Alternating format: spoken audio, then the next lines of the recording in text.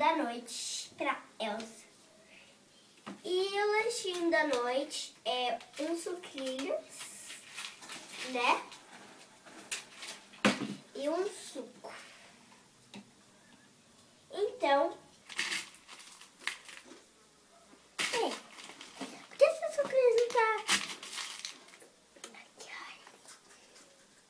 ai. Ah. Então, gente, eu vou dar comida para Elsa. E então, eu vou dar comida para ela.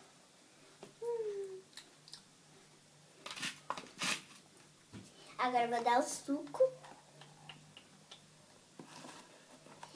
Então, gente, agora, como ela faz todas as noites, ela fica brincando um pouco. Então, eu vou colocar ela para brincar um pouco.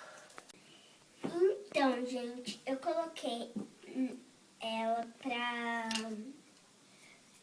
ficar um pouquinho aqui, né?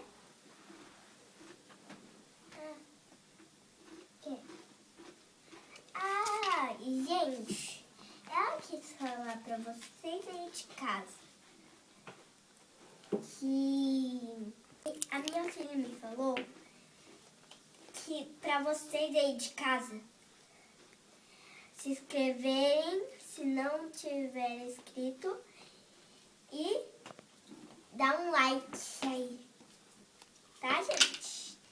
Não esquece disso, tá? E agora eu vou brincar um pouco com ela. Toma.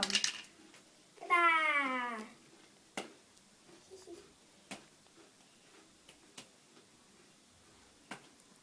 Agora ela tá meio cansada, então eu vou pôr ela na cama.